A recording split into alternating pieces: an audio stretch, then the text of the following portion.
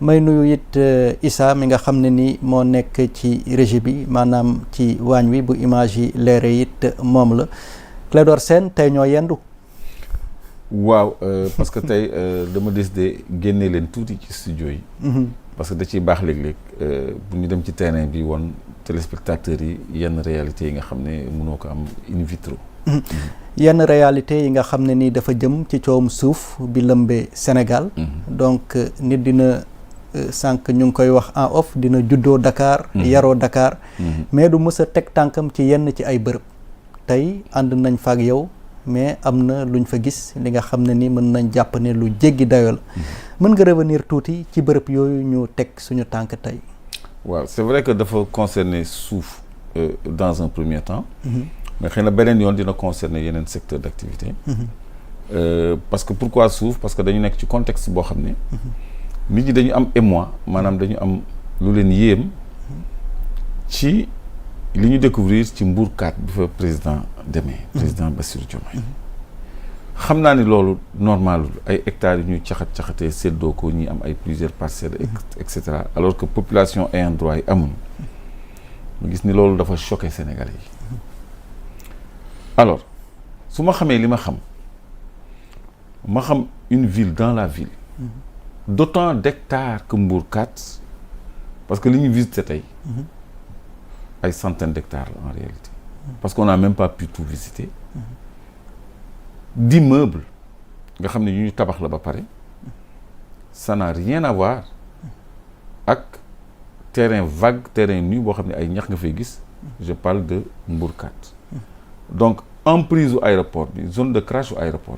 bi Léopold Sédar Senghor boo gisee ci mapping bi nii dara nekk fa woon mais léegi non fii Mbourkat la sax fii dara newu fi fii c'est des terrains vides mais ñun li ñu visité tey li ñu leen woon tey mais c'est des hectares et des hectares d'immeubles de R+8 R+10 R+12 yu imposant yoo xam ne autorisation de construire ci ëpp 2023 kon loolu projeté woon naa image yi une fois mais dafay baax nit ñi ñëw au contact de la réalité parce que réalité bi moo gën a jéggi dayoo encore image yi ngay gis ngeen ni ngeen sonnee ci def tour bi rek ça nous a pris plus d'une heure de temps te defuñu yëpp parce que am na yeneen côté yoo xam ne doo fa mën sax àgg mais dafa doon doy rek ñu am un aperçu de li ñu visité tey li ñu visité tey nag li ci grave mooy d'abord c'est la zone de crash de l'aéroport qui a été morcelée et construite parce qu'en bout de piste boo décollé da nga war a tiim loo xam ne kenn dëkku fa une zone non édificandi ba noppi aboutir directement géej nga xam ni bu avion bi di am problème mooy le bout de piste bi nekk ne le wàccal tuuti réalisateur bi na wàcc tuuti non na dézoomer le tuuti encore un peu voilà encore un peu gis nga géej gi par rapport ak bout de piste bi baax na par rapport ak bout de piste bi diggante boobu c'est habité ça devait pas l'être loolu lépp ay kër la loolu yëpp ay kër la léegi bu zoomé foofu c'est une zone de crash boo xam ne c'est maintenant une ville dans la ville c'est des hectares et des hectares lu tuuti li ngeen di gis noonu donc mën na ci zoomer waat maintenant côté bi nekk ci géej gi donc lii yëpp ak li wër li ceinture aéroport bi lépp lañu tabax donc diggante bout de piste bi ak géej gi dara waru fa woon nekk tout ce parterre là nit waru fa woon dëkk donc lii la ñu joxe et ça met en insécurité l'aéroport de Dakar bi nga xam ni moom moo fi des te tey on a vu AIBD am na benn incident absolument parce que un avion a raté son décollage te am na sax impact est-ce que dafa raté son décollage wala dafa jóg daanuwaat enquêtes yi moo koy déterminer parce que les services de sécurité ñu ngi ci déterminer cause ratage boobu mais bu amul woon lu ni yàmbalang ci kanamam ci ay kër lay dal bu doon fii la ci ay bâtiment lay dal bu jógoon tamit ci ay bâtiment lay daanu lii dalay woon toute l'importance d'une zone de crash pour en cas de problème je crois que Dame Mbodj expliqué na ko ci bi ñu demee ci terrain bi parce que moom laa bàyyi woon mu wax ak Sénégalais yi parce que moom vraiment am na facilité de communication avec les Sénégalais donc expliqué na njëriñu zone de crash boobu kon tey jii aéroport bu ñu demee ba non fii c'est le côté militaire bu ñu demee ba nu mu tuddati kii ëmb ko nu mu tuddati kër yi ëmb ko c'est assez grave donc loolu mooy premier aspect bi mais beneen aspect bi tamit mooy comment se fait-il que benn cité ñëpp amandoo moyen yëkkati en même temps ay gros œuvres yow gis nga ko ñëpp amandoo en même temps ay moyens yëkkati ay immeubles R+8 R+10 R+7 avec sous-sol ba noppi gis ngeen mur bi ñu construit foofu sur des kilomètres boo xam ni moom moo nekk benn genre paravent buy protéger des yeux ñi nga xam ni ñoom ñooy tabax foofu bu ñu demee nag ba seen tabax sortie de terre ba génn ba pare ñu daaneel mur boobu dem defaat mur quelques hectares plus loin continuer beneen tranche di ko tabax donc lii mooy le lotissement administratif bi nekk ci zone boobu différent du lotissement de la CDC bi nga xam ni kooku titre foncier la boo xam ni kenn tabaxagu fa dara lu ñu morcelé la jaay ko kenn tabaxagu fa dara mais leneen li ci des yëpp li ñu tabax ce sont les lotissements administratifs yi nga xam ni ay politiciens lañ ko jox ak ay nit ñu jege nguur te tur yi bu génnee du bett kenn donc ñoom kese ñoo ko séddoo ñoo fa dëkk te ñoom ñoo ko jaay ñeneen tamit léegi ñeneen ñi ñu ko jaay ñoo xam ne ay individu lañu comme man comme yow ñu gis suuf buy jaay wetu aéroport ñu jënd 75 millions 90 millions 100 millions tabax suñu kër ñooñu tax ñu ñuy wax parce que ñooñu en général sax ñooy am tabax yu ndaw yi mais ñi nga xam ne ñooy def seen fondation avec sous-sol di def 10 étages yow gis nga benn paquet de 4 immeubles yoo xam ni nee naa la benn propriétaire la am 4 immeubles benn propriétaire la am donc loolu day wone rek ni ay borom doole la ñu jox foofu mais képp koo xam ni jënd nga fa suuf su la lew yow waroo am benn inquiétude bu fekkee ni c'est propre moyen nga ko tabax mais képp koo xam ni dañu def immeuble sa tur boo xam ne amoo moyen tabax ko wala nga tabax immeuble boo xam ne mënoo justifier foo jëlee moyens yi war nañ la enquête ba leeral loolu donc open press bi dinañu faral di ko def dinañ leen faral di invité hors des studios di ñaan rédaction itam accompagner seen ay éléments de moyens parce que on a dû se serrer les coudes pour mën a terminer la mission mais suñ ko mënul woon xëy na li ñu def yëpp tey duñ ko woon mën a def bëgguma dugg ci détails yi mais quand je dis que les rédactions doivent accompagner leurs équipes de moyens ça concerne tout le monde parce que loolu dafay yombal liggéey bi déplacement restauration connexion sax day jeex xam nga am na kenn ku ñu àndaloon koo xam ni connexion am dafa jeex kenn koo xam ni batterie am dafa jeex amuñu woon power bank il faut un accompagnement. Absolument. Donc parce que terrain bi mën na gën a sore tey c'est Dakar demain ça peut être hors de Dakar te dafay baax parce que moi j'ai beaucoup de choses à vous montrer hors de Dakar dafay baax nit ñi di mën a gis ce qui est sur le terrain. Donc le problème foncier au Sénégal problème la bi ñu jógee ci zone aéroport bi waxuma sax côté sécurité aéronautique. mais ñu des ci zone aéroport bi parce que ci say wax toujours day revenir ñëpp dafa mel ni dañoo amandoo tabaxandoo lan nga trouver lu suspect ci loolu. non li suspect daal li njëkk suspect mooy c'est les pontes de l'ancien régime ñoom moom foofu d'abord on a les noms nag non nooy moom on procède par étape on a les noms non donc loolu mooy premier problème deuxième problème il y a une uniformisation mais dans les constructions dafa mel ni benn société moo sampandoo ay immeubles ñu jógandoo alors que c'est des individus lan moo ci suspect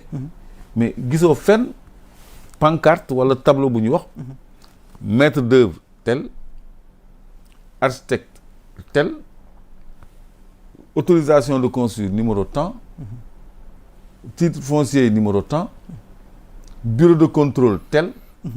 te bu fekkee ni da ngay def ay R+10 tu es soumis à des rigueurs de l'urbanisme parce que ça touche à la sécurité publique 10 étages yoo xam ni ay logements lay doon ak souterrain ak sous-sol donc war na am toutes les garanties de normes requises moo tax ñu leen di exiger un bureau de contrôle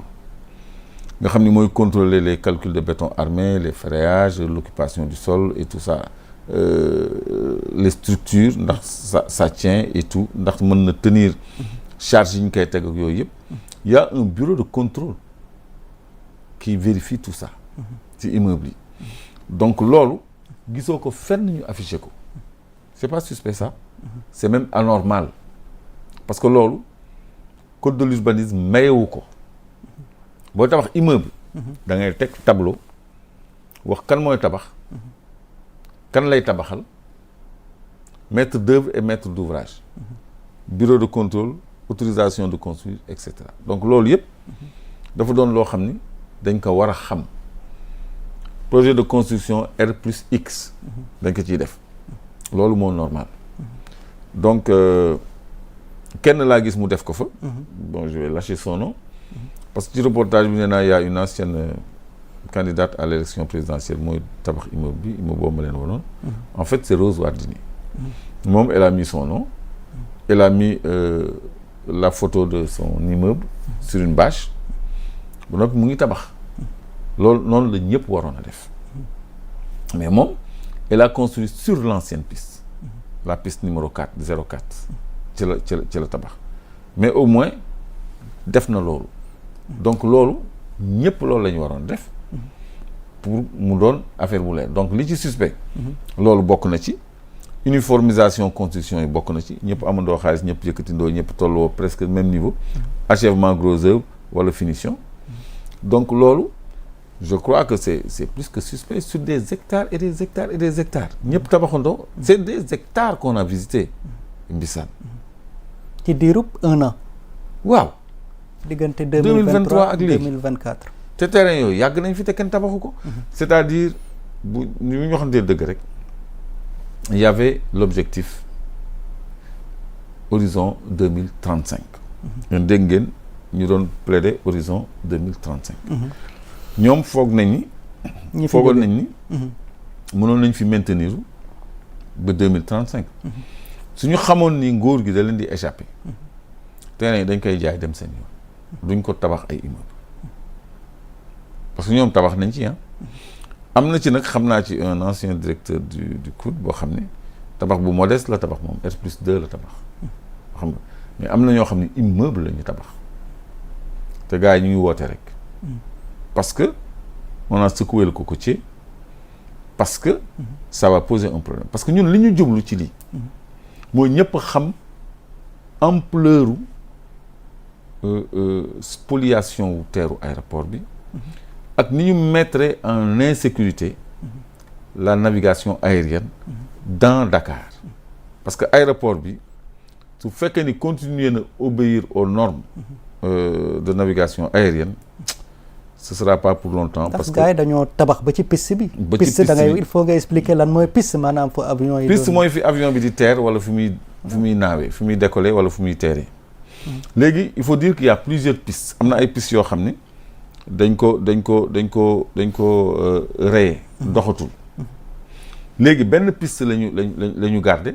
mooy fi avion yi di atterrir ak fi ñuy décoller mais aéroport day am piste yu bëri ak yoon yu bëri parce que ay avions yu bëri dañ fay atterrir ndoro bu dee aéroport international la ku nekk ñu jox la sa piste ak sa couloir mais léegi dañu wàññi piste yi nga xam ne ñoom soxlaatuñ ko dafa mel ni benn piste rek la ñu garder pour atterrissage ak décollage daal di koy sécuriser mais loolu dafa insuffisant pour sécurité aérienne parce que Dakar waroon na am aéroport quand même boo xam ne jas bu amee problème moom mën a fonctionnel parce que incident bi am tey jii mënoon nañ ci tëj aéroport bi pour 1 an 1 mois plutôt jot nañ koo tëj mais ubbiwaat nañ ko waaw ubbiwaat nañ ko mais kooku c'était juste pour vérifier mais mënoon nañu IATA mënoon na tëj décider tëj aéroport bi pour 1 mois mais boobaa bu fekkee ni Dakar Yoff kenn mënu fi atterrir kon pays dëkk bi day bloqué 1 mois dëkk bi day bloqué kon loolu war nañ ko sóoraale ba nga xam ni du ñu indil ay problème pardon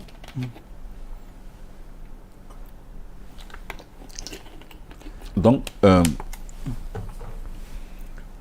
aéroport dafa am ay normes de sécurité yu mu war a obéir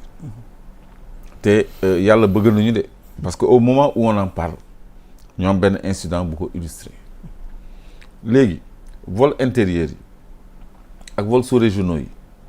mais waroon nañ ko mën a def aéroport Yoff léegi